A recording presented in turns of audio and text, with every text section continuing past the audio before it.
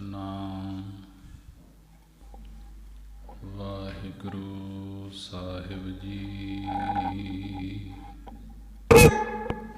ਸਤਨਾਮ ਵਾਹਿਗੁਰੂ ਸਾਹਿਬ ਜੀ। ਇੱਕ ਓੰਕਾਰ ਸਤਨਾਮ ਕਰਤਾ ਪੁਰਖ ਨਿਰਭਉ ਨਿਰਵੈਰ ਅਕਾਲ ਮੂਰਤ ਅਜੂਨੀ ਸੈਭੰ ਗੁਰ ਪ੍ਰਸਾਦ ਜਾਪ ਆਦਿ ਸਚ ਜੁਗਾਦ ਸਚ ਹੈ ਭੀ ਸਚ ਨਾਨਕ ਹੋਸੀ ਭੀ ਸਚ ਪੂਰਾ ਪ੍ਰਭ ਅਰਾਧਿਆ ਪੂਰਾ ਜਾ ਕਾ ਨਾਉ ਨਾਨਕ ਪੂਰਾ ਪਾਇਆ ਪੂਰੇ ਕੇ ਗੁਣ ਗਾਓ।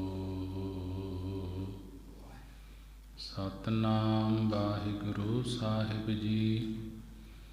ਰਾਗ ਗੌੜੀ ਪੂਰਬੀ ਬਾਵਨ ਅੱਖਰੀ ਕਬੀਰ ਜੀਓ ਕੀ। ਇੱਕ ਓੰਕਾਰ ਸਤਨਾਮ ਕਰਤਾ ਪੁਰਖ ਗੁਰ ਪ੍ਰਸਾਦ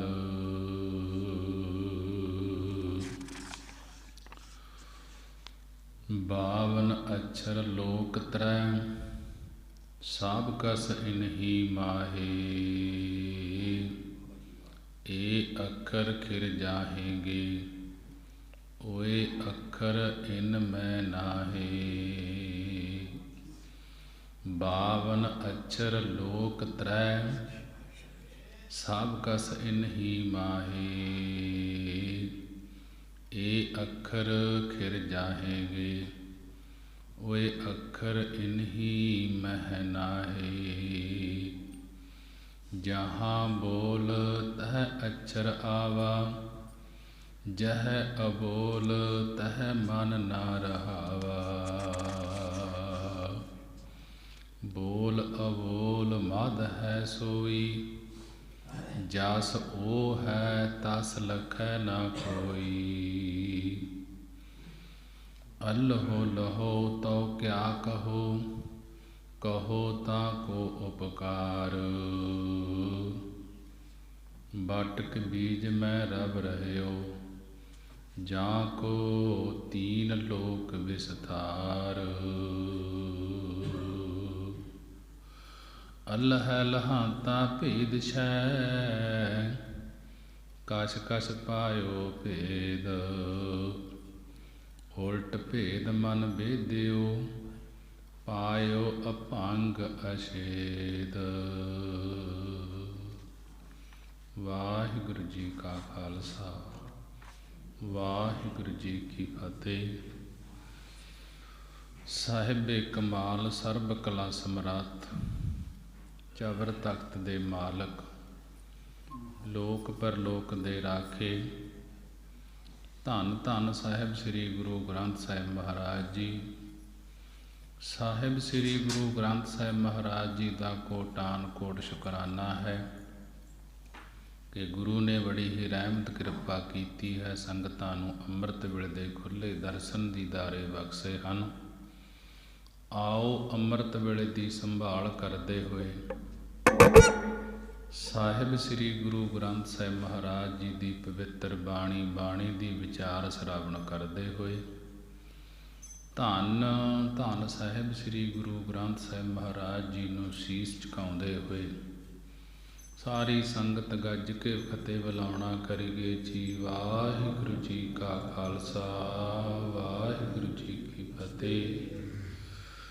ਸਾਹਿਬ ਸ੍ਰੀ ਗੁਰੂ ਗ੍ਰੰਥ ਸਾਹਿਬ ਮਹਾਰਾਜ ਜੀ ਦੀ ਪਵਿੱਤਰ ਬਾਣੀ 340 ਅੰਗ ਤੇ ਰਾਗ ਗੌੜੀ ਪੂਰਬੀ। ਗੌੜੀ ਰਾਗ ਦੇ ਅੰਦਰ ਪੂਰਬੀ ਜਾਤੀ ਦੁਆਰਾ ਬਾਵਨ ਅੱਖਰੀ ਕਬੀਰ ਜੀਓ ਕੀ, ਕਿ 52 ਅੱਖਰੀ ਕਬੀਰ ਜੀ ਦੇ ਮੁਖਾਰਬਿੰਦ ਤੋਂ ਉਚਾਰਨ ਕੀਤੀ ਹੋਈ ਹੈ।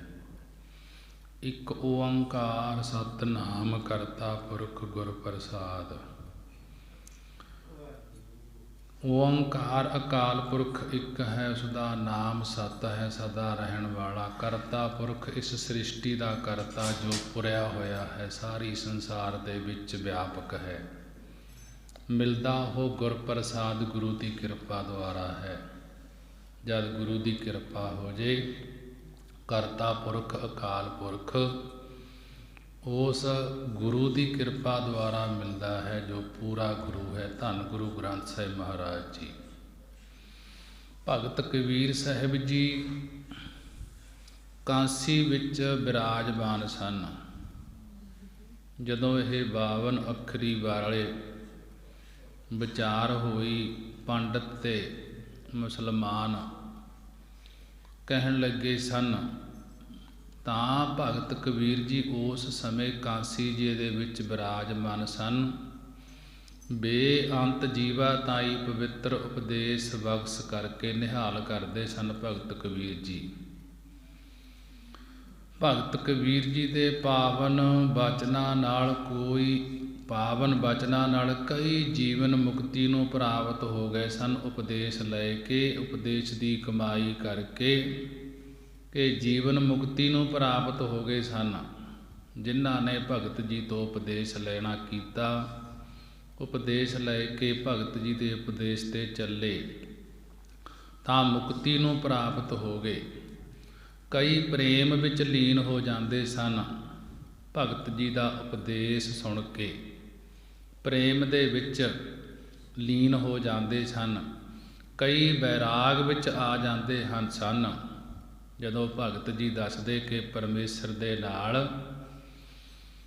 ਮੇਲ ਹੋਣ ਵਾਸਤੇ ਵਿਰਾਗ ਹੋਣਾ ਚਾਹੀਦਾ ਹੈ, ਕਿ ਇਹ ਪਰਮੇਸ਼ਰ ਕਦੋਂ ਮਿਲੇਗਾ ਤੂੰ ਸਾਨੂੰ, ਮਿਲਣ ਦਾ ਵਿਰਾਗ ਹੋਣਾ ਚਾਹੀਦਾ ਹੈ। ਜਦੋਂ ਕਈ ਭਗਤ ਜੀ ਦੀ ਉਪਦੇਸ਼ ਦੁਆਰਾ ਦਿੱਤੀ ਹੋਈ ਸਿੱਖਿਆ ਦੁਆਰਾ ਜਿਹੜੇ ਵੈਰਾਗ ਵਿੱਚ ਆ ਜਾਂਦੇ ਸਨ, ਇਸ ਕਰਕੇ ਕਬੀਰ ਜੀ ਦੀ ਸੰਗਤ ਕਰਕੇ ਬਹੁਤ ਜੀਆਂ ਦਾ ਉਧਾਰ ਹੋਇਆ ਸੀ ਕਾਂਸੀ ਜੀ ਦੇ ਵਿੱਚ। ਇੱਕ ਦਿਨ ਭਗਤ ਕਬੀਰ ਸਾਹਿਬ ਜੀ ਆਪਣੇ ਘਰ ਵਿੱਚ ਬੈਠੇ ਸਨ। ਉਹਨਾਂ ਦੇ ਪਾਸ ਇੱਕ ਸੰਸਕ੍ਰਿਤ ਦਾ ਵਿਦਵਾਨ ਪੰਡਤ ਅਤੇ ਇੱਕ ਮੁਸਲਮਾਨਾਂ ਦਾ ਵਿਦਵਾਨ ਕਾਜੀ, ਇਹ ਦੋਨੇ ਜਾਣੇ ਆਏ ਭਗਤ ਕਬੀਰ ਜੀ ਕੋਲ। ਪੰਡਤ ਨੇ ਪ੍ਰਸ਼ਨ ਕੀਤਾ ਕਿ ਕਬੀਰ ਜੀ, ਤੁਸੀਂ 52 ਅੱਖਰਾਂ ਦੀ ਵਿਚਾਰ ਵੀ ਜਾਣਦੇ ਹੋ ਕਿ ਨਹੀਂ ਜਾਣਦੇ? ਤੇ ਨਾਲ ਹੀ ਕਾਜੀ ਬੋਲਿਆ। ਕਾਜੀ ਕਹਿੰਦਾ ਕਿ ਤੁਸੀਂ ਫਾਰਸੀ ਇਲਮ ਦੀ ਕੋਈ ਬਾਤ ਤੇ ਅੱਲਾ ਨੂੰ, ਪਰਮੇਸ਼ਰ ਨੂੰ ਵੀ ਜਾਣਦੇ ਹੋ ਜਾਂ ਨਹੀਂ? ਇਹ ਪ੍ਰਸ਼ਨ ਸੁਣ ਕੇ ਭਗਤ ਕਬੀਰ ਜੀ ਦੋਨਾਂ ਦੇ ਪ੍ਰਥਾਏ 52 ਅੱਖਰੀ ਨਾਮੇ ਬਾਣੀ ਉਚਾਰਨ ਕਰਦੇ ਹਨ। ਭਗਤ ਕਬੀਰ ਜੀ ਉਹਨਾਂ ਨੂੰ 52 ਅੱਖਰੀ ਦੇ ਅੰਦਰ ਸਮਝਾ ਰਹੇ ਸਨ। ਕਹਿਣ ਲੱਗੇ ਕਿ 52 ਅੱਖਰ ਲੋਕ ਤਰੈ। ਇਹ ਭਾਈ, ਜੋ ਸੰਸਕ੍ਰਿਤ ਦੇ 52 ਅੱਖਰ ਵਰਨ ਹਨ ਅਤੇ ਲੋਕ ਤਰੈ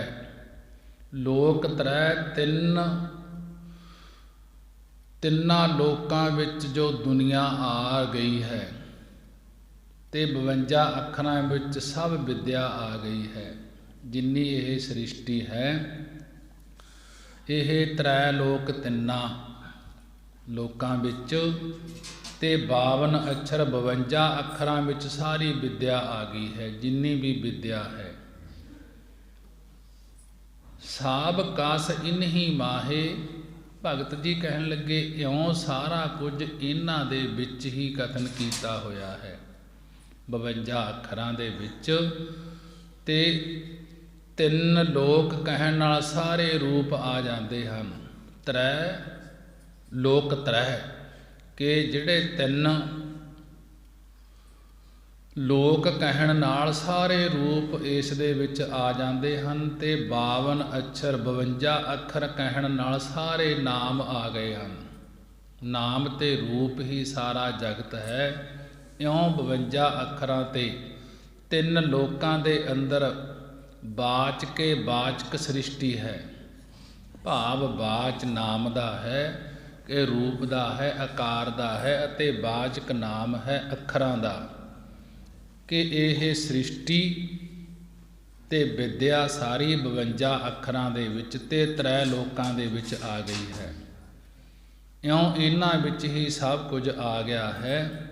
ਜੈਸਾ ਕਿ ਅੱਖਰ ਮੈਂ ਤਿਰ ਭਾਵਨ ਪ੍ਰਭ ਧਾਰੇ, ਅੱਖਰ ਕਰ ਕਰ ਵੇਦ ਵਿਚਾਰੇ, ਕਿ ਅੱਖਰਾਂ ਦੇ ਨਾਲ ਹੀ ਤਿਰ ਭਾਵਨ ਪ੍ਰਭੂ ਨੇ 3 ਭਵਨ ਬਣਾਉਣਾ ਕੀਤੇ ਹਨ।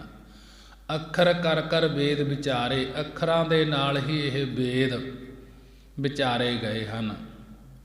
ਅੱਖਰ ਸ਼ਾਸਤਰ ਸਿਮਰਤ ਪੁਰਾਨਾ, ਅੱਖਰ ਨਾਦ ਕਥਨ ਮਖਿਆਨਾ, ਕਿ ਸ਼ਾਸਤ ਸਿਮਰਤੀਆਂ ਪੁਰਾਨ ਇਹ ਵੀ ਅੱਖਰਾਂ ਦੇ ਜੋੜ ਕਰਕੇ ਹੀ ਬਣੇ ਹਨ।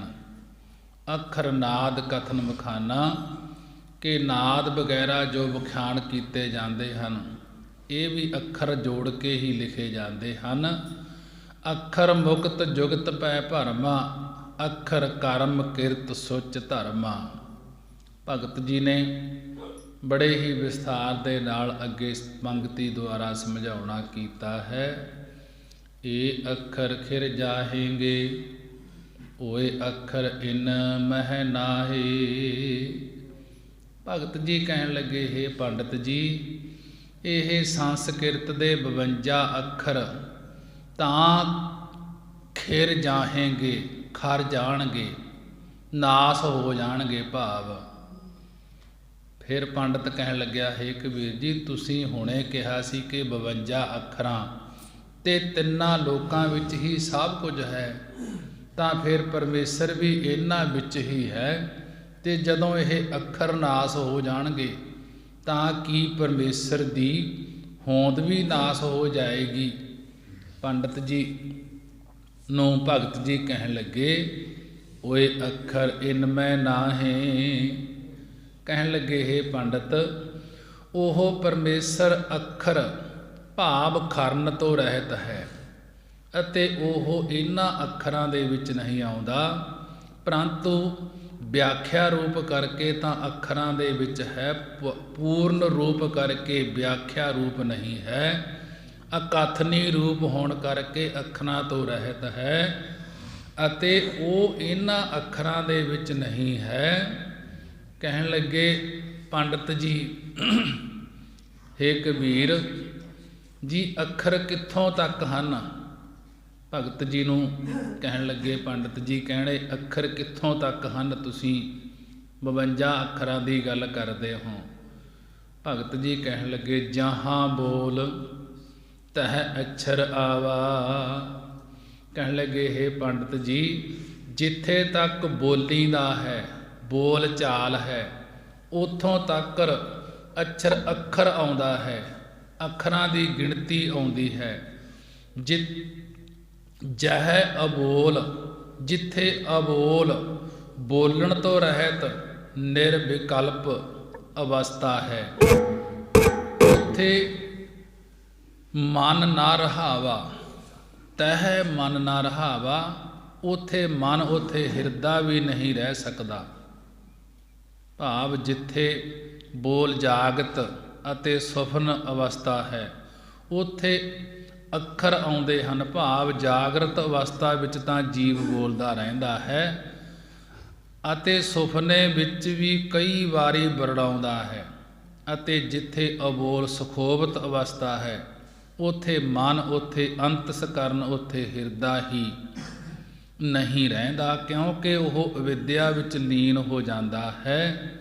ਭਗਤ ਜੀ ਅੱਗੇ ਸਮਝਾ ਰਹੇ ਹਨ ਕਿ ਬੋਲ ਅਬੋਲ ਮਦ ਹੈ ਸੋਈ, ਜਸ ਉਹ ਹੈ ਤਸ ਲਖੈ ਨਾ ਕੋਈ।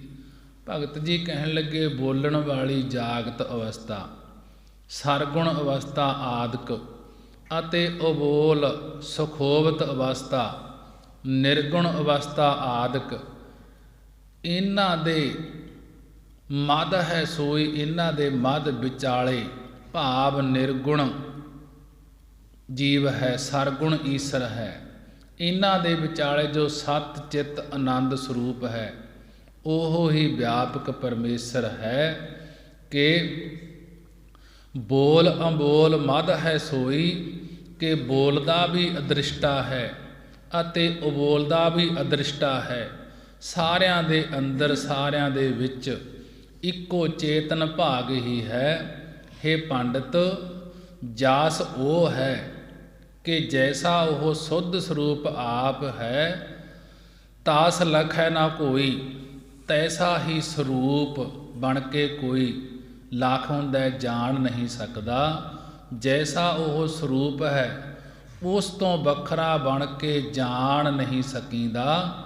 ਉਸ ਦਾ ਹੋ ਕੇ ਆਪਣੇ ਆਪ ਨੂੰ ਜਾਣਦਾ ਹੈ।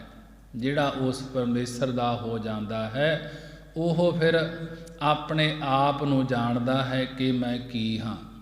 ਜੈਸਾ ਉਸ ਪਰਮੇਸ਼ਰ ਦਾ ਸੁੱਧ ਸਰੂਪ ਹੈ ਉਸ ਨੂੰ ਗੁਰਾਂ ਦੀ ਕਿਰਪਾ ਤੋਂ ਬਿਨਾਂ ਕੋਈ ਨਹੀਂ ਜਾਣ ਸਕਦਾ।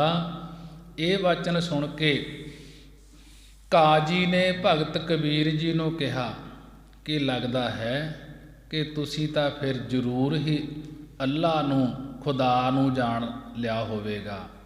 ਜਦੋਂ ਤੁਹਾਨੂੰ ਇੰਨਾ ਗਿਆਨ ਹੈ, ਭਗਤ ਜੀ ਨੂੰ ਕਾਜੀ ਕਹਿਣ ਲੱਗਿਆ। ਜਦੋਂ ਪੰਡਿਤ ਵਿਦਵਾਨ ਨੂੰ ਇਹ ਅੱਖਰਾਂ ਦੀ ਗੱਲ ਸਮਝਾਈ ਤਾਂ ਇਹ ਬਚਨ ਸੁਣ ਕੇ ਕਾਜੀ ਨੇ ਭਗਤ ਕਬੀਰ ਜੀ ਨੂੰ ਕਿਹਾ ਕਿ ਭਗਤ ਕਬੀਰ ਜੀ, ਲੱਗਦਾ ਹੈ ਕਿ ਤੁਸੀਂ ਤਾਂ ਫਿਰ ਜ਼ਰੂਰ ਹੀ ਅੱਲਾ ਨੂੰ, ਪਰ ਖੁਦਾ ਨੂੰ ਜਾਣ ਲਿਆ ਹੋਵੇਗਾ। ਤਾਂ ਭਗਤ ਜੀ ਕਹਿੰਦੇ, ਅੱਲ੍ਹ ਲਹੋ ਤੋ ਕਿਆ ਕਹੋ, ਕਹੋ ਤਾਂ ਕੋ ਉਪਕਾਰ। ਭਗਤ ਜੀ ਕਹਿਣ ਲੱਗੇ, ਹੇ ਕਾਜੀ, ਜੇਕਰ ਅਸਾਂ ਨੇ ਅੱਲਾ ਨੂੰ, ਖੁਦਾ ਨੂੰ ਜਾਣ ਵੀ ਲਿਆ ਹੈ ਤਾਂ ਤੇਰੇ ਤਾਈਂ ਕੀ ਬਚਨ ਕਰਕੇ ਦੱਸੀਏ। ਜੇ ਮੈਂ ਨਿਰਗੁਣ ਸਰੂਪ ਬਾਬਤ ਕਹੋ ਤੇ ਕਹਾਂ ਤਾਂ ਤੇਰੇ ਤੇ ਕਿਹੜਾ ਉਪਕਾਰ ਤੇ ਕਿਹੜਾ ਭਲਾ ਹੋਵੇਗਾ। ਭਾਵ ਤੈਨੂੰ ਉਸ ਦੀ ਸਮਝ ਹੀ ਨਹੀਂ ਪੈਣੀ। ਅੱਲ੍ਹ ਲਹੋ ਤਾਂ ਤਉ ਕਿਆ ਕਹੋ, ਕਹੋ ਤਾਂ ਕੋ ਉਪਕਾਰ। ਕਹਿਣ ਲੱਗੇ, ਹੇ ਕਾਜੀ, ਜੇਕਰ ਅਸਾਂ ਨੇ ਅੱਲਾ ਨੂੰ, ਖੁਦਾ ਨੂੰ ਜਾਣ ਵੀ ਲਿਆ ਹੈ ਤਾਂ ਤੇਰੇ ਤਾਈਂ ਕੀ ਕਥਨ ਕਰਕੇ ਦੱਸੀਏ। ਜੇ ਮੈਂ ਨਿਰਗੁਣ ਸਰੂਪ ਬਾਬਤ ਕਹਾਂ ਤਾਂ ਤੇਰੇ ਤੇ ਕਿਹੜਾ ਉਪਕਾਰ, ਕਿਹੜਾ ਭਲਾ ਹੋਵੇਗਾ। ਭਾਵ ਤੈਨੂੰ ਉਸ ਦੀ ਸਮਝ ਨਹੀਂ ਪੈਣੀ।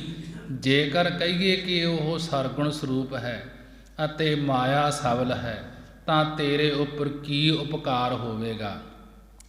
ਕਿਉਂਕਿ ਜੇਕਰ ਮੇਰੇ ਪਾਸੋਂ ਵਾਸਤਵ ਸਰੂਪ, ਅਸਲੀ ਸਰੂਪ ਹੀ ਨਾ ਕਿਹਾ ਗਿਆ, ਇਸ ਕਰਕੇ ਜੋ ਕੁਝ ਕਹਾਂਗੇ ਤਾਂ ਉਪਕਾਰ ਵਾਸਤੇ ਹੀ ਕਹਾਂਗੇ। ਅਪਕਾਰ ਵਾਸਤੇ ਜਗਿਆਸੂ ਦੇ ਤਿਆਈ ਅਗਿਆਨ ਕਲਪ ਕੇ ਆਤਮ ਸਰੂਪ ਦੇ ਤਾਈਂ ਕਥਨ ਕਰਨਾ ਪਵੇਗਾ। ਇਸ ਪ੍ਰਕਾਰ ਜੇ ਕਹਾਂਗੇ ਤਾਂ ਉਸ ਦਾ ਕੋਈ ਉਪਕਾਰ ਹੀ ਕਹਿ ਸਕਾਂਗੇ, ਉਸ ਦਾ ਰੂਪ ਰੰਗ ਨਹੀਂ ਕਿਹਾ ਜਾ ਸਕਦਾ। ਕਾਜੀ ਕਹਿਣ ਲੱਗਿਆ ਕਿ ਭਗਤ ਜੀ, ਕੁਝ ਤਾਂ ਵਰਣਨ ਕਰੋ ਉਸ ਪਰਮੇਸ਼ਰ ਦਾ। ਤਾਂ ਭਗਤ ਜੀ ਕਹਿਣ ਲੱਗੇ ਕਿ ਉਹ ਪਰਮੇਸ਼ਰ ਦਾ ਵਰਣਨ ਦੱਸਦੇ ਹਾਂ ਤੁਹਾਨੂੰ। ਕਹਿਣ ਲੱਗੇ, ਬਾਟਕ ਬੀਜ ਮੈਂ ਰਬ ਰਹਿਓ। ਭਗਤ ਜੀ ਕਹਿਣ ਲੱਗੇ, ਇਸ ਪ੍ਰਕਾਰ ਰਹਿ ਰਹੇ ਹੈ ਪਰਮੇਸ਼ਰ, ਜਿਵੇਂ ਬਾਟਕ ਬੀਜ ਮੈਂ ਰਬ ਰਹਿਓ, ਕਿ ਜਿਸ ਪ੍ਰਕਾਰ ਬਾਟਕ ਬੋਹੜ ਦੇ ਬੀਜ ਵਿੱਚ ਬੋਹੜ ਦੇ ਪੱਤਰੇ, ਟਾਹਣੀਆਂ, ਦਾੜੀ, ਫਲ ਆਦਿਕ ਸਾਰੇ ਵਿੱਚੇ ਹੀ ਰਮੇ ਹੋਏ ਹਨ, ਸਮਾਏ ਹੋਏ ਹਨ ਬੋਹੜ ਦੇ ਬੀਜ ਵਿੱਚ, ਕਿ ਪਰਮੇਸ਼ਰ ਇਸ ਤਰ੍ਹਾਂ ਉਹ ਰਮਿਆ ਹੋਇਆ ਹੈ ਹਰੇਕ ਦੇ ਵਿੱਚ। ਬਾਟਕ ਬੀਜ ਮੈਂ ਰਬ ਰਹਿਓ, ਜਾਂ ਕੋ ਤੀਨ ਲੋਕ ਵਿਸਥਾਰ, ਕਿ ਜਿਸ ਪ੍ਰਕਾਰ ਬਟਕ ਬੋਹੜ ਦੇ ਬੀਜ ਵਿੱਚ ਬੋਹੜ ਦੇ ਪੱਤਰੇ, ਬੋਹੜ ਦੇ ਟਾਹਣੇ, ਟਾਹਣੀਆਂ, ਦਾੜੀ, ਫਲ ਆਦਿਕ ਸਾਰੇ ਵਿੱਚੇ ਹੀ ਰਮੇ ਰਹਿੰਦੇ ਹਨ, ਤਦੋਂ ਉਹ ਬੀਜ ਧਰਤੀ ਵਿੱਚ ਬੀਜ ਦੇਈਏ ਤਾਂ ਇਹ ਸਾਰੇ ਪ੍ਰਗਟ ਹੋ ਆਉਂਦੇ ਹਨ। ਬੀਜ ਬੀਜਣ ਨਾਲ ਬਰੋਟਾ ਉੱਗ ਆਉਂਦਾ ਹੈ, ਵੱਡਾ ਹੋ ਕੇ ਟਾਹਣੀਆਂ ਲੱਗਦੀਆਂ ਹਨ, ਪੱਤੇ ਲੱਗਦੇ ਹਨ, ਫਲ ਲੱਗਦੇ ਹਨ। ਇਸੇ ਤਰ੍ਹਾਂ ਭਗਤ ਜੀ ਕਹਿਣ ਲੱਗੇ, ਉਹ ਪਰਮੇਸ਼ਰ ਬੀਜ ਦੀ ਨਿਆਈ ਸਾਰਿਆਂ ਦੇ ਅੰਦਰ ਚੇਤਨ ਰੂਪ ਹੈ, ਅੰਦਰ ਰਮਿਆ ਹੋਇਆ ਹੈ। ਉਸ ਵਿੱਚ ਹਿਰਨ ਗਰਭ ਅੰਕਰ ਦੀ ਨਿਆਈ ਹੈ ਅਤੇ ਵਿਰਾਟ ਰੂਪ ਟਾਹਣੀਆਂ ਦੀ ਨਿਆਈ ਹੈ। ਬ੍ਰਹਮਾ ਪੱਤਿਆਂ ਦੀ ਨਿਆਈ ਹੈ, ਵਿਸ਼ਨੂੰ ਟਾਹਣੀਆਂ ਦੀ ਨਿਆਈ ਹੈ, ਸ਼ਿਵ ਜੀ ਫੁੱਲਾਂ ਦੀ ਨਿਆਈ ਹੈ, ਬ੍ਰਹਮ ਗਿਆਨੀ ਫਲ ਲੱਗਿਆ ਹੋਇਆ ਹੈ। ਇਉਂ ਜਿਸ ਪਰਮੇਸ਼ਰ ਦਾ ਤੀਨ ਲੋਕ ਵਿਸਥਾਰ, ਜਿਸ ਪਰਮੇਸ਼ਰ ਦਾ ਤਿੰਨਾਂ ਲੋਕਾਂ ਵਿੱਚ ਵਿਸਥਾਰ ਫੈਲਾ ਹੈ, ਉਹ ਹਰੇਕ ਦੇ ਅੰਦਰ ਵਸ ਰਿਹਾ ਹੈ। ਅੱਲ੍ਹੈ ਲਹਾਂਤਾ ਭੇਦ ਸੈ, ਕਸ ਕਸ ਪਾਇਓ ਭੇਦ। ਕਹਿਣ ਲੱਗੇ, ਹੇ ਕਾਜੀ, ਜੇ ਕਰ ਤੂੰ ਅੱਲਾਹ ਲਖਣ ਤੋਂ ਰਹਿਤ ਪਵਿੱਤਰ ਸਰੂਪ ਨੂੰ ਲਹਾਂਤਾ ਜਾਣਨਾ ਚਾਹੁੰਦਾ ਹੈ, ਹੇ ਕਾਜੀ, ਜੇਕਰ ਤੂੰ ਕਿ ਅੱਲਾਹ ਲਖਣ ਤੋਂ ਰਹਿਤ ਪਵਿੱਤਰ ਸਰੂਪ ਉਸ ਅੱਲਾ ਨੂੰ, ਉਸ ਖੁਦਾ ਨੂੰ ਜਾਣਨਾ ਚਾਹੁੰਦਾ ਹੈ, ਤਾਂ ਕਸ ਕਸ ਪਾਇਓ ਭੇਦ, ਤਾਂ ਫਿਰ ਹਿੰਦੂ ਮੁਸਲਮਾਨ ਪੁਣੇ ਦੇ ਭੇਦ ਨੂੰ ਸ਼ੈ ਨਾਸ ਕਰਨਾ ਕਰ। ਜਿਨ੍ਹਾਂ ਨੇ ਕਸ ਕਸ ਪਾਇਓ ਭੇਦ, ਜਿਨ੍ਹਾਂ ਨੇ ਕੁਝ ਸ਼ਰਾਵਣ ਕੀਤਾ ਹੈ, ਕੁਝ ਮੰਨਣਾ ਕੀਤਾ ਹੈ, ਸ਼ਰਾਵਣ ਕਰਕੇ ਪ੍ਰਾਣਗਤ ਸੰਸੇ ਨੂੰ ਮੇਟ ਦਿੱਤਾ ਹੈ ਤੇ ਨਿਧਿਆਸਣ ਕਰਕੇ ਵਿਪਰਜੇ ਬੁੱਧੀ ਨੂੰ ਮੇਟ ਦਿੱਤਾ ਹੈ। ਉਹਨਾਂ ਨੇ ਤਤ ਤੋਏ ਦਾ ਸੰਬੋਧਨ ਕਰਕੇ ਸਖਿਆਤਤਾ ਦੇ ਭੇਦ ਨੂੰ ਪਾਇਆ ਹੈ। ਜੋ ਕੁਝ ਅਸਥੂਲ ਦੇ ਅਭਿਮਾਨ ਤੋਂ ਪਰੇ ਹੋ ਗਏ ਹਨ, ਜੋ ਕੁਝ ਜੀਵ ਅਸਥੂਲ ਦੇ ਅਭਿਮਾਨ ਤੋਂ ਪਰੇ ਹੋ ਗਏ ਹਨ ਤੇ ਕੁਝ ਕੁ ਸੂਖਮ ਕਾਰਨ ਦੇਹ ਤੋਂ ਪਰੇ ਹੋ ਗਏ ਹਨ, ਉਹਨਾਂ ਨੇ ਉਸ ਪਰਮੇਸ਼ਰ ਦੇ ਨਿਰਗੁਣ ਤੇ ਸਰਗੁਣ ਜੋ ਇੱਕੋ ਰੂਪ ਹੈ, ਉਸ ਭੇਦ ਨੂੰ ਪਾਇਆ ਹੈ। ਉਲਟ ਭੇਦ ਮਨ ਭੇਦਿਓ, ਪਾਇਓ ਅਭੰਗ ਅਛੇਦ। ਭਗਤ ਜੀ ਕਹਿਣ ਲੱਗੇ, ਉਲਟ ਭੇਦ ਮਨ ਭੇਦਿਓ, ਜਿਨ੍ਹਾਂ ਦਾ ਮਨ ਭੇਦ ਭਾਵਨਾ ਵੱਲੋਂ, ਸੰਸਾਕਾਰ ਬਿਰਤੀ ਵੱਲੋਂ ਉਲਟ ਗਿਆ ਹੈ ਤੇ ਗੁਰਾਂ ਦੁਆਰਾ ਪਰਮੇਸ਼ਰ ਦੇ ਪ੍ਰੇਮ ਵਿੱਚ ਭੇਦਿਓ ਬਿੰਨਿਆ ਗਿਆ ਹੈ, ਮਿਲ ਗਿਆ ਹੈ। ਪਾਇਓ ਅਭੰਗ ਅਛੇਦ, ਉਹਨਾਂ ਨੇ ਅਭੰਗ ਨਾਸ ਤੋਂ ਰਹਿਤ ਤੇ ਅਛੇਦ ਕੱਟਣ ਤੋਂ ਰਹਿਤ ਸਰੂਪ ਪਰਮੇਸ਼ਰ ਨੂੰ ਪਾ ਲਿਆ ਹੈ। ਤੁਰਕ ਤਰੀਕਤ ਜਾਨੀਐ, ਹਿੰਦੂ ਵੇਦ ਪੁਰਾਨ। ਤੁਰਕਤ ਮੁਸਲਮਾਨ, ਤਰੀਕਤ ਕਿਤਾਬ ਦੁਆਰਾ, ਕਿ ਮੁਸਲਮਾਨਾਂ ਦੀ ਕਿਤਾਬ ਦੁਆਰਾ ਅੱਲਾ ਨੂੰ ਜਾਨੀਐ, ਜਾਣਦੇ ਹਨ। ਮੁਸਲਮਾਨਾਂ ਵਿੱਚ ਬੈਰਾਗ ਧਾਰਨ ਕਰਕੇ ਜੋ ਪਰਮੇਸ਼ਰ ਦੀ ਉਪਾਸਨਾ ਕਰਨੀ ਹੈ, ਪਰਮੇਸ਼ਰ ਦੇ ਮਿਲਣ ਵਾਸਤੇ ਯਤਨ ਕਰਨੇ ਹਨ, ਇਸ ਨੂੰ ਤਰੀਕਤ ਅਵਸਥਾ ਕਹਿੰਦੇ ਹਨ। ਇਸ ਤਰ੍ਹਾਂ ਵੇਦਾਂਤੀਆਂ ਨੇ 7 ਭੂਮਿਕਾ ਮੰਨੀਆਂ ਹਨ। ਉਸੇ ਤਰ੍ਹਾਂ ਸੂਫੀ ਪਰਮ ਪਦ ਦੇ ਸਫ਼ਰ ਦੀਆਂ 4 ਮੰਜ਼ਲਾਂ ਕਲਪਦੇ ਹਨ ਅਤੇ ਮੁਸਾਫਰ ਜਗਿਆਸੂ ਨੂੰ ਸਾਲਕ ਆਖਦੇ ਹਨ ਕਿ ਪਹਿਲੀ ਮੰਜ਼ਿਲ ਨਾਸਤਕ ਨਿਆਏ ਇਨਸਾਨੀਅਤ, ਕਿ ਪਹਿਲੀ ਮੰਜ਼ਿਲ ਨਾਸਤਕ ਇਨਸਾਨੀਅਤ ਹੈ, ਜਿਸ ਵਿੱਚ ਸ਼ਰੀਅਤ ਅਨੁਸਾਰ ਚੱਲਣਾ ਜ਼ਰੂਰੀ ਹੈ। ਮੁਸਲਮਾਨਾਂ ਦਾ ਜੋ ਧਰਮ ਹੈ ਉਸ ਦੀ ਵਿਚਾਰ ਹੈ ਕਿ ਇਹ ਮੰਨਦੇ ਹਨ ਦੂਜੀ ਮੰਜ਼ਿਲ ਮਲਕੂਤ, ਕਿ ਫਰਿਸ਼ਤਾ ਖਲਸਤ ਜਿਸ ਵਿੱਚ ਤਰੀਕਤ ਅਰਥਾਤ ਮੁਰਸ਼ਦ ਦੇ ਦੱਸੇ ਤਰੀਕੇ ਅਨੁਸਾਰ ਚੱਲਣਾ ਹੈ। ਤੀਜੀ ਮੰਜ਼ਲ ਜਬਰੂਤ ਭਾਵ ਸ਼ਕਤੀ ਹੈ, ਜਿਸ ਵਿੱਚ ਮਾਰਫਤ ਗਿਆਨ ਬਲ ਦੀ ਪ੍ਰਾਪਤੀ ਹੁੰਦੀ ਹੈ। ਤੇ ਚੌਥੀ ਮੰਜ਼ਲ ਫਨਾ ਅਭਾਵ ਹੈ, ਜਿਸ ਵਿੱਚ ਹਕੀਕਤ ਸਤ ਸਰੂਪ ਦੀ ਪ੍ਰਾਪਤੀ ਹੋਣ ਕਰਕੇ ਸਭ ਕਲਪਿਤ ਵਸਤੂਆਂ ਦਾ ਅਭਾਵ ਹੋ ਕੇ ਮਿਲਾਪ ਹੁੰਦਾ ਹੈ। ਸੋ ਤੁਰਕ ਤਰੀਕਤ ਜਾਨੀਆਂ ਹਿੰਦੂ ਵੇਦ ਪੁਰਾਣ, ਕਿ ਸੋ ਤੁਰਕ ਤਾਂ ਤਰੀਕਤ ਕਿਤਾਬ ਦੁਆਰਾ ਅੱਲਾ ਨੂੰ ਜਾਣਦੇ ਹਨ। ਸੋ ਤੁਰਕ ਜੋ ਮੁਸਲਮਾਨ ਹਨ ਤਾਂ ਉਹ ਤਰੀਕਤ ਕਿਤਾਬ ਦੁਆਰਾ ਅੱਲਾ ਨੂੰ ਖੁਦਾ ਨੂੰ ਜਾਣਦੇ ਹਨ। ਅਤੇ ਹਿੰਦੂ ਵੇਦ ਪੁਰਾਣ, ਹਿੰਦੂ 4 ਵੇਦ ਤੇ 18 ਪੁਰਾਣਾਂ ਦੁਆਰਾ ਉਸ ਪਰਮੇਸ਼ਰ ਨੂੰ ਜਾਣਦੇ ਹਨ। ਮਨ ਸਮਝਾਵਨ ਕਾਰਨੇ ਕਛੁਅਕ ਪੜ੍ਹੀਐ ਗਿਆਨ। ਭਗਤ ਕਬੀਰ ਜੀ ਕਹਿਣ ਲੱਗੇ, ਹੈ ਭਾਈ ਆਪਣੇ ਮਨ ਨੂੰ ਸਮਝਾਉਣ ਵਾਸਤੇ ਕਛੁਅਕ ਕੁਝ ਕੁ ਗਿਆਨ ਜ਼ਰੂਰ ਪੜ੍ਹਨਾ ਚਾਹੀਦਾ ਹੈ, ਕਿ ਗਿਆਨ ਤੋਂ ਬਿਨਾਂ ਇਹ ਮਨ ਸਮਝਦਾ ਨਹੀਂ। ਮਨ ਦਸੇ ਦਿਸ਼ਾ ਦੇ ਵਿੱਚ ਦੌੜਦਾ ਰਹਿੰਦਾ ਹੈ। ਜੇ ਇਸ ਨੂੰ ਗਿਆਨ ਆ ਜੇ ਕਿ ਜਿਸ ਦੇ ਨਾਲੋਂ ਵਿਛੜੇ ਹਾਂ ਉਸ ਦੇ ਨਾਲ ਮਿਲਣਾ ਹੈ, ਫਿਰ ਇਸ ਵਾਸਤੇ ਗਿਆਨ ਜ਼ਰੂਰ ਪੜ੍ਹਨਾ ਚਾਹੀਦਾ ਹੈ। ਮਨ ਸਮਝਾਵਣ ਕਾਰਨੇ ਕਛੁਅਕ ਪੜ੍ਹੀਐ ਗਿਆਨ। ਹੇ ਭਾਈ ਆਪਣੇ ਮਨ ਨੂੰ ਸਮਝਾਉਣ ਵਾਸਤੇ ਕਛੁਅਕ ਕੁਝ ਕੁ ਗਿਆਨ ਜ਼ਰੂਰ ਪੜ੍ਹਨਾ ਚਾਹੀਦਾ ਹੈ। ਭਾਵ ਕਿ ਜੀਵ ਦਾ ਸਰੂਪ ਕੀ ਹੈ, ਜੀਵ ਨੂੰ ਇਹ ਜ਼ਰੂਰ ਪੜ੍ਹਨਾ ਚਾਹੀਦਾ ਹੈ। ਤੇ ਮਾਇਆ ਦਾ ਸਰੂਪ ਕੀ ਹੈ, ਇਹ ਜ਼ਰੂਰ ਗਿਆਨ ਦੁਆਰਾ ਸਮਝਣਾ ਚਾਹੀਦਾ ਹੈ। ਕਿ ਵਿਦਿਆ ਦਾ ਸਰੂਪ ਕੀ ਹੈ, ਈਸ਼ਵਰ ਦਾ ਸਰੂਪ ਕੀ ਹੈ, ਪਰਮੇਸ਼ਰ ਦਾ। ਜੀਵ ਈਸ਼ ਦੀ ਏਕਤਾ ਦਾ ਸਰੂਪ ਕੀ ਹੈ, ਜੀਵ ਦਾ ਤੇ ਪਰਮੇਸ਼ਰ ਦਾ ਜਿਹੜਾ ਮਿਲਾਪ ਹੈ, ਇੱਕ ਹੋਣਾ ਹੈ, ਇਹ ਕੀ ਹੈ।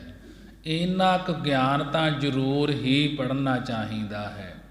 ਭਗਤ ਕਬੀਰ ਜੀ ਨੂੰ ਕਹਿਣ ਲੱਗਿਆ, ਕਾਜੀ ਕਿ ਤੁਸੀਂ ਕੀ ਗਿਆਨ ਸਿੱਖਿਆ ਹੈ, ਫਿਰ ਜੇ ਤੁਸੀਂ ਗਿਆਨ ਦੀਆਂ ਗੱਲਾਂ ਕਰਦੇ ਹੋ ਕਿ ਗਿਆਨ ਜ਼ਰੂਰ ਹੋਣਾ ਚਾਹੀਦਾ ਹੈ।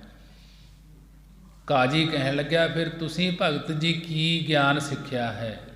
ਭਗਤ ਜੀ ਕਹਿਣ ਲੱਗੇ, ਓੰਕਾਰ ਆਦਮੈ ਜਾਨਾ।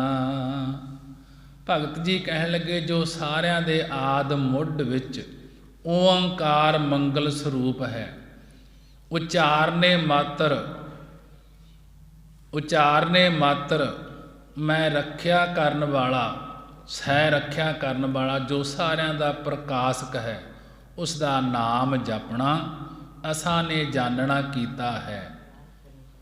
ਓੰਕਾਰ ਆਦਮੈ ਜਾਨਾ, ਕਿ ਜਿਹੜਾ ਓੰਕਾਰ ਅੱਖਰਾਂ ਦੁਆਰਾ ਧਰਤੀ ਅਤੇ ਕਾਗਜ਼ ਉੱਪਰ ਲਿਖਿਆ ਅਤੇ ਮਿਟਿਆ ਜਾਂਦਾ ਹੈ, ਉਸ ਨੂੰ ਮੈਂ ਓੰਕਾਰ ਨਹੀਂ ਮੰਨਦਾ। ਕਿ ਜਗਤ ਨੂੰ ਲਿਖਣੇ ਵਾਲਾ ਭਾਵ ਰਚਨੇ ਵਾਲਾ ਬ੍ਰਹਮਾ ਅਤੇ ਮੇਟਣ ਵਾਲਾ ਸ਼ਿਵਜੀ ਆਦਿਕ ਦੇਵਤਿਆਂ ਨੂੰ ਮੈਂ ਨਹੀਂ ਮੰਨਦਾ। ਜਿਸ ਓੰਕਾਰ, ਜਿਸ ਪਰਮਾਤਮਾ ਨੇ ਇਹਨਾਂ ਨੂੰ ਪੈਦਾ ਕੀਤਾ ਹੈ, ਉਸ ਪਰਮਾਤਮਾ ਨੂੰ ਹੀ ਮੈਂ ਸਾਰਿਆਂ ਦੇ ਆਦ ਵਿੱਚ ਮੰਨਦਾ ਹਾਂ। ਲਿਖ ਅਰ ਮੇਟੈ ਤਾਹੇ ਨਾ ਮਾਨਾ। ਲਿਖਣ ਵਾਲੇ ਜੋ ਸੰਚਿਤ ਕਰਮ ਹਨ ਅਤੇ ਮੇਟਣ ਵਾਲੇ ਜੋ ਪਰਾਲਬਧ ਕਰਮ ਆਦਿਕ ਹਨ, ਮੈਂ ਇਹਨਾਂ ਨੂੰ ਨਹੀਂ ਮੰਨਦਾ। ਮੈਂ ਤਾਂ ਸਾਰਿਆਂ ਦੇ ਆਦ ਵਿੱਚ ਇੱਕ ਪਰਮਾਤਮਾ ਨੂੰ ਹੀ ਜਾਣਦਾ ਹਾਂ। ਜਿਹੜੇ ਕਰਮ ਲਿਖਣੇ ਹਨ, ਜੋ ਸ਼ਿਵਜੀ ਬ੍ਰਹਮਾ ਤੇ ਇਹ ਲਿਖਦੇ ਹਨ, ਉਸ ਪਰਮੇਸ਼ਰ ਦੇ ਹੁਕਮ ਦੇ ਵਿੱਚ ਹੀ ਲਿਖਦੇ ਹਨ। ਅੱਗੇ ਭਗਤ ਜੀ ਕਹਿਣ ਲੱਗੇ, ਓੰਕਾਰ ਲਖੈ ਜੋ ਕੋਈ, ਸੋਈ ਲਖ ਮੇਟਣਾ ਨਾ ਹੋਈ। ਕਹਿਣ ਲੱਗੇ, ਹੈ ਭਾਈ ਜਦੋਂ ਕੋਈ ਓੰਕਾਰ ਸਭ ਦੇ ਪ੍ਰਕਾਸ਼ਕ ਪਰਮਾਤਮਾ ਦੇ ਤਾਈ ਜਾਣ ਲਵੇ, ਸੋਈ ਲਖ ਉਹੀ ਪੁਰਖ ਜਾਣਨ ਵਾਲਾ ਲਕਸ਼ ਸਰੂਪ ਹੋ ਜਾਂਦਾ ਹੈ।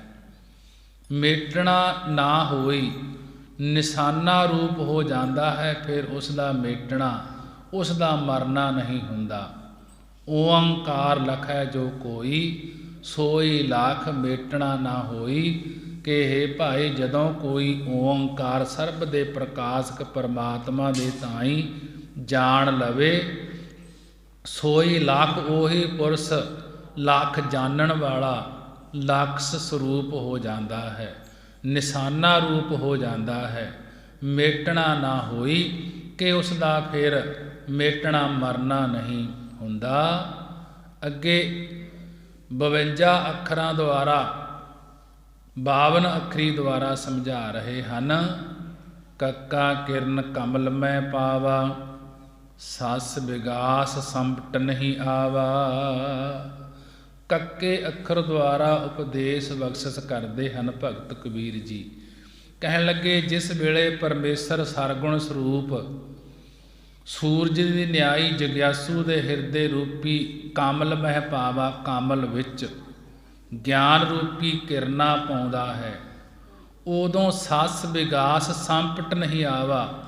ਕਿ ਉਦੋਂ ਸਸ ਚੰਦਰਮਾ ਜੋ ਸਤੋ ਗੁਣ ਹੈ, ਭਾਵ ਸਤੋ ਗੁਣ, ਰਜੋ ਗੁਣ, ਤਮੋ ਗੁਣ, ਤ੍ਰੈ ਗੁਣ ਰੂਪ ਜੋ ਮਾਇਆ ਹੈ, ਉਸ ਦੇ ਖਿੜਾਓ ਕਰਕੇ, ਭਾਵ ਰਿੱਧੀਆਂ ਸਿੱਧੀਆਂ ਆਦਿਕ ਪਦਾਰਥ ਮਿਲਣੇ ਕਰਕੇ ਜਗਿਆਸੂ ਦਾ ਹਿਰਦਾ ਕਾਮਲ ਫੁੱਲ ਦੀ ਨਿਆਈ ਮੇਚਣ ਵਿੱਚ ਨਹੀਂ ਆਉਂਦਾ। ਸੰਪਟ ਕਹਿ ਮੇਚਣ ਨੂੰ, ਕਿ ਫਿਰ ਉਹ ਹਿਰਦਾ ਹੈ ਫੁੱਲ ਦੀ ਨਿਆਈ ਖਿੜਿਆ ਹੋਇਆ, ਫਿਰ ਮਿਚਦਾ ਨਹੀਂ। ਜਿਨ੍ਹਾਂ ਦੀ ਕਵੀਆਂ ਦੀ ਨਿਆਈ ਬੁੱਧੀ ਹੈ, ਚੰਦਰਮਾ ਰੂਪ ਸਤਿਗੁਰਾਂ ਨੇ ਸ਼ਾਂਤੀ ਰੂਪੀ ਕਿਰਨਾ ਪਾ ਕੇ ਖਿੜਾ ਦਿੱਤਾ ਹੈ, ਫਿਰ ਉਹ ਤਮੋ ਗੁਣੀ ਰੂਪ ਅਗਿਆਨ ਸੂਰਜ ਦੀਆਂ ਰਾਗ ਦਵੈਤ ਰੂਪੀ ਕਿਰਨਾ ਕਰਕੇ ਮਿਚਣੇ ਵਿੱਚ ਨਹੀਂ ਆਉਂਦੀ। ਅਰਜੇ ਤਹਾਂ ਕੁਸਮ ਰਸ ਪਾਵਾ, ਅਕਹਿ ਕਹਾਂ ਕਹਿ ਕਾ ਸਮਝਾਵਾ। ਭਗਤ ਜੀ ਕਹਿਣ ਲੱਗੇ, ਅਰ ਬਹੁੜੋ ਜਿਹੜਾ ਉਸ ਹਿਰਦੇ ਕੁਸਮ ਕਮਲ ਫੁੱਲ ਬੁੱਧੀ ਰੂਪੀ ਕਵੀ ਵਿੱਚ ਗੁਰੂ ਸਾਹਿਬ ਜੀ ਨੇ ਰਾਸ ਆਨੰਦ ਪਾਉਣਾ ਕੀਤਾ ਹੈ। ਆਰ ਜੇ ਤਾਹਾਂ ਕੁਸਮ ਰਸ ਪਾਵਾ, ਕਿ ਜਿਹੜਾ ਉਸ ਹਿਰਦੇ ਰੂਪੀ ਕਾਮਲ ਫੁੱਲ ਬੁੱਧੀ ਰੂਪੀ ਕਵੀ ਵਿੱਚ ਗੁਰੂ ਸਾਹਿਬ ਨੇ ਆਨੰਦ ਪਾਉਣਾ ਕੀਤਾ ਹੈ, ਰਸ ਪਾਉਣਾ ਕੀਤਾ ਹੈ, ਉਹ ਆਨੰਦ ਅਕਹਿ ਕਹਾਂ, ਉਹ ਆਨੰਦ ਅਕੇ ਕਹਾਂ ਕਹਿਣ ਤੋਂ ਪਰੇ, ਅਕਹਿ ਭਾਵ ਕਥਨ ਨਹੀਂ ਕੀਤਾ ਜਾ ਸਕਦਾ। ਜਿਹੜਾ ਹਿਰਦੇ ਰੂਪੀ ਕਾਮਲ ਫੁੱਲ ਵਿੱਚ ਗੁਰੂ ਨੇ ਰਸ ਪਾ ਦਿੱਤਾ ਹੈ, ਉਹ ਕਹਿਣ ਵਿੱਚ ਕਥਨ ਵਿੱਚ ਨਹੀਂ ਆਉਂਦਾ।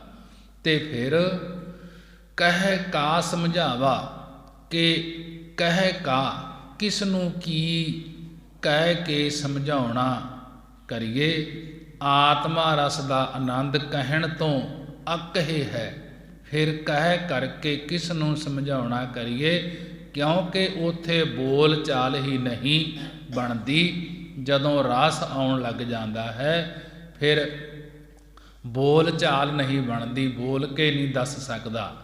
ਕਹੋ ਕਬੀਰ ਗੂੰਗਾ ਗੁੜ ਖਾਇਆ, ਪੁੱਛੇ ਤੇ ਕਿਆ ਕਹੀਐ। ਕਿ ਜਿਵੇਂ ਗੂੰਗੇ ਨੂੰ ਗੁੜ ਖਵਾ ਦਈਏ ਤਾਂ ਉਹ ਪੁੱਛੇ ਤੋਂ ਨਹੀਂ ਦੱਸਦਾ, ਉਹਦੀ ਖੁਸ਼ੀ ਦੱਸਦੀ ਹੈ ਕਿ ਇਸ ਨੂੰ ਆਨੰਦ ਆਇਆ ਹੈ। ਜਿਸ ਨੂੰ ਆਨੰਦ ਆਉਂਦਾ ਹੈ ਉਹ ਬੋਲ ਕੇ ਨਹੀਂ ਦੱਸਦਾ। ਉਹਦੇ ਲੱਛਣਾਂ ਤੋਂ, ਉਹਦੇ ਖੁਸ਼ੀ ਤੋਂ ਪਤਾ ਲੱਗਦਾ ਹੈ ਕਿ ਇਸ ਦੇ ਅੰਦਰ ਪਰਮੇਸ਼ਰ ਦੇ ਨਾਮ ਦੀ ਖੁਸ਼ੀ ਹੈ। ਅੱਗੇ ਖੱਖੇ ਅੱਖਰ ਦੁਆਰਾ ਭਗਤ ਜੀ ਕਹਿਣ ਲੱਗੇ, ਖੱਖਾ ਇਹ ਹੈ ਖੋੜ ਮਨ ਆਵਾ, ਖੋੜੇ ਛਾੜ ਨਾ ਦਹਿ ਦਿਸ ਧਾਵਾ। ਕਿ ਖੱਖੇ ਅੱਖਰ ਦੁਆਰਾ ਉਪਦੇਸ਼ ਕਥਨ ਕਰਦੇ ਹਨ ਕਿ ਜਿਨ੍ਹਾਂ ਦਾ ਇਹ ਮਨ, ਇਹ ਹਿਰਦਾ ਬ੍ਰਹਮ ਰੂਪੀ ਖੋੜ ਗੁਫਾ, ਖੋੜ ਨੂੰ ਕਿਹਾ ਗੁਫਾ, ਕਿ ਬ੍ਰਹਮ ਰੂਪੀ ਗੁਫਾ ਵਿੱਚ ਆ ਗਿਆ ਹੈ। ਜਿਨ੍ਹਾਂ ਦਾ ਮਨ ਸਤ ਸੰਗਤ ਰੂਪੀ ਖੋੜ ਵਿੱਚ ਗੁਫਾ ਵਿੱਚ ਆਉਂਦਾ ਹੈ, ਸਤ ਸੰਗ ਰੂਪੀ ਗੁਫਾ ਵਿੱਚ ਆਉਂਦਾ ਹੈ, ਸਤ ਸੰਗਤ ਨਾਲ ਮਿਲ ਕਰਕੇ ਅੰਤਰਮੁਖ ਖੋੜ ਵਿੱਚ ਆਉਂਦਾ ਹੈ, ਗੁਫਾ ਵਿੱਚ ਆਉਂਦਾ ਹੈ। ਅੰਤਰਮੁਖ ਗੁਫਾ ਵਿੱਚ ਮਿਲ ਕਰਕੇ ਫਿਰ ਹਿਰਦੇ ਰੂਪੀ ਖੋੜ ਵਿੱਚ ਗੁਫਾ ਵਿੱਚ ਆਉਂਦਾ ਹੈ। ਹਿਰਦੇ ਰੂਪੀ ਖੋੜ ਵਿੱਚੋਂ ਤੁਰਿਆ ਪਦ ਰੂਪੀ ਖੋੜ ਵਿੱਚ ਆਉਂਦਾ ਹੈ।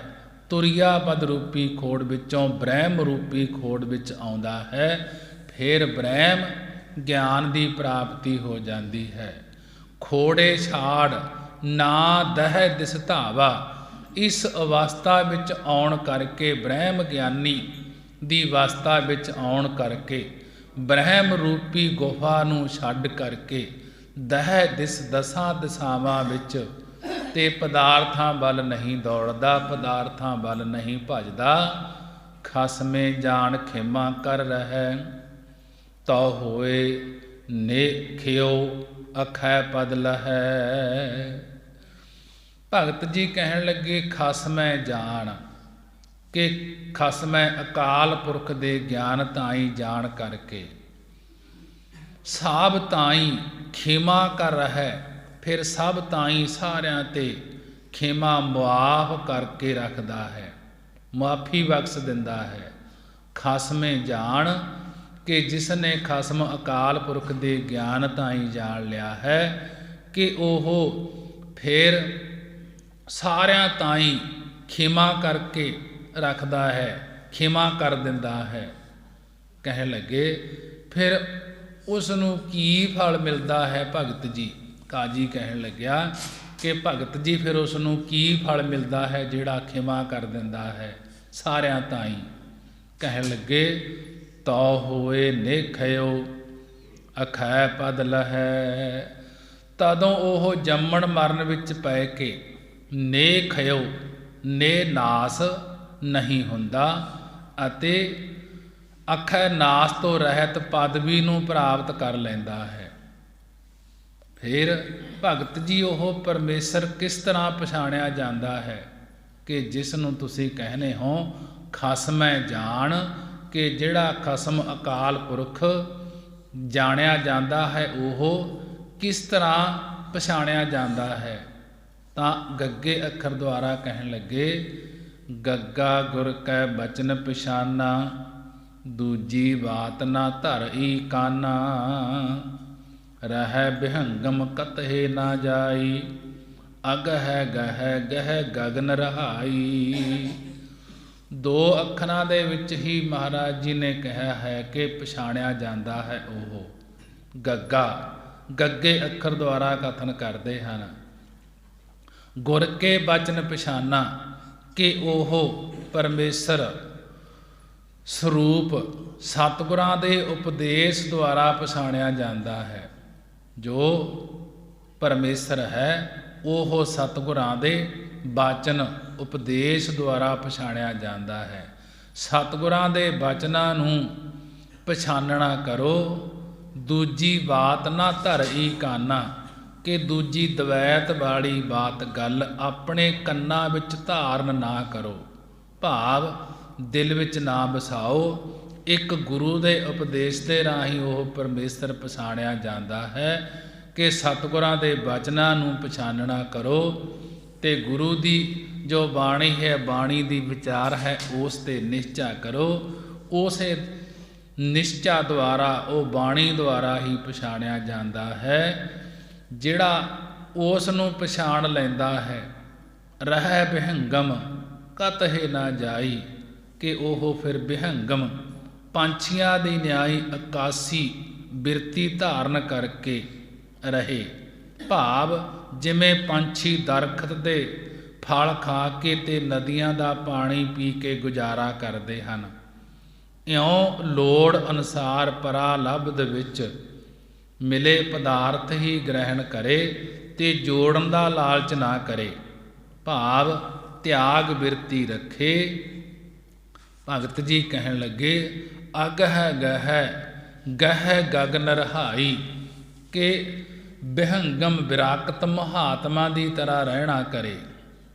ਹੰਗਤਾ ਤੇ ਸੋਗ ਤੋਂ ਬੇਰਹਿਤ ਰਹਿਣਾ ਕਰੇ ਅਤੇ ਕਿਸੇ ਪਾਸੇ ਪਦਾਰਥਾਂ ਵੱਲ ਨਾ ਜਾਵੇ।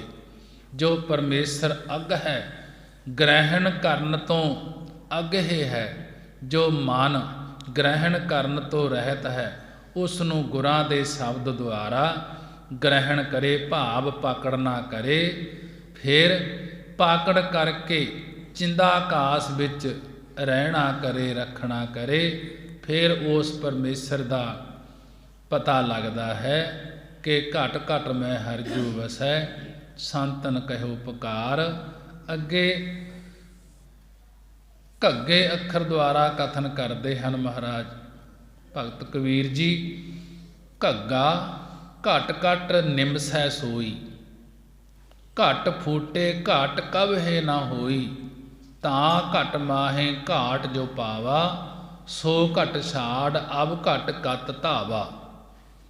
ਘੱਗੇ ਅੱਖਰ ਦੁਆਰਾ ਉਪਦੇਸ਼ ਕਥਨ ਕਰਦੇ ਹਨ ਕਿ ਉਹ ਪਰਮਾਤਮਾ ਘਟਾਂ ਘਟਾਂ ਵਿੱਚ, ਸਰੀਰਾਂ ਸਰੀਰਾਂ ਵਿੱਚ ਨਿਮਸੈ ਪ੍ਰਕਾਸ਼ ਕਰ ਰਿਹਾ ਹੈ, ਨਿਮਸੈ ਸਥਿਤ ਹੋ ਰਿਹਾ ਹੈ। ਕਹਿਣ ਲੱਗੇ ਹੈ ਭਗਤ ਜੀ, ਜਿਹੜਾ ਪਰਮੇਸ਼ਰ ਸਰੀਰਾਂ ਵਿੱਚ ਰਹਿੰਦਾ ਹੈ, ਜਦੋਂ ਸਰੀਰ ਨਾਸ ਹੋ ਜਾਂਦਾ ਹੈ ਤਾਂ ਉਹ ਵੀ ਫਿਰ ਨਾਸ ਹੋ ਜਾਂਦਾ ਹੋਣਾ ਹੈ। ਭਗਤ ਜੀ ਕਹਿਣ ਲੱਗੇ, ਘਟ ਫੂਟੈ ਘਟ ਕਬਹਿ ਨਾ ਹੋਈ। ਕਹਿਣ ਲੱਗੇ ਹੈ ਭਾਈ, ਜਦੋਂ ਇਹ ਸਰੀਰ ਰੂਪੀ ਘਟ ਘੜਾ ਫੁੱਟ ਜਾਂਦਾ ਹੈ ਤਾਂ ਜਿਵੇਂ ਘੜੇ ਦੇ ਭੰਨਣ ਕਰਕੇ ਆਕਾਸ਼ ਨਹੀਂ ਘਟਦਾ, ਆਕਾਸ਼ ਬਣਿਆ ਰਹਿੰਦਾ ਹੈ, ਇਸੇ ਪ੍ਰਕਾਰ ਉਹ ਪਰਮਾਤਮਾ ਕਬਹਿ ਕਦਾਚਿਤ ਵੀ ਘਾਟ ਨਹੀਂ ਹੁੰਦਾ, ਭਾਵ ਇੱਕ ਰਸ ਰਹਿੰਦਾ ਹੈ। ਤਾਂ ਘਾਟ ਮਾਹੇ ਘਾਟ ਜੋ ਪਾਵਾ। ਤਿਸ ਸਰੀਰ ਦੇ ਵਿੱਚ, ਹਿਰਦੇ ਵਿੱਚ ਜਦੋਂ ਪਰਮੇਸ਼ਰ ਦੀ ਪ੍ਰਾਪਤੀ ਦਾ ਗਿਆਨ ਰੂਪੀ ਘਾਟ ਮਾਰਗ ਰਸਤਾ ਪਾ ਲਿਆ ਹੈ, ਸੋ ਘਟ ਛਾੜ ਅਬ ਘਟ ਕਤ ਧਾਵਾ। ਕਿ ਸੋ ਉਹ ਜਿਹੜਾ ਇੱਕ ਰਸ ਪਰਮੇਸ਼ਰ ਦਾ ਸਰੂਪ ਹੈ, ਉਸ ਨੂੰ ਛੱਡ ਕਰਕੇ ਕਾਮ ਕ੍ਰੋਧ ਆਦਿਕ, ਪੰਜਾਂ ਕੋਸਾਂ ਆਦਿਕ, ਜਮਾ ਆਦਿਕ ਦੀਆਂ ਔਖੀਆਂ ਘਾਟੀਆਂ ਨੂੰ ਕਾਹਨੂੰ ਦੌੜੇਗਾ, ਭਾਵ ਫਿਰ ਉਸ ਨੂੰ ਦੌੜਨਾ ਹੀ ਨਹੀਂ ਪਵੇਗਾ। ਭਗਤ ਜੀ ਨੇ ਬੜੇ ਹੀ ਵਿਸਥਾਰ ਦੇ ਨਾਲ ਸੰਗਤਾਂ ਨੂੰ ਉਪਦੇਸ਼ ਬਖਸ਼ਿਸ਼ ਕਰਵਾਇਆ ਹੈ।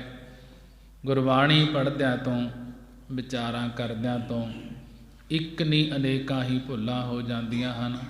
ਸਮਾਂ ਹੋ ਚੁੱਕਿਆ ਹੈ, ਆਓ 6 ਪੌੜੀਆਂ ਆਨੰਦ ਸਾਹਿਬ ਦਾ ਜਾਪ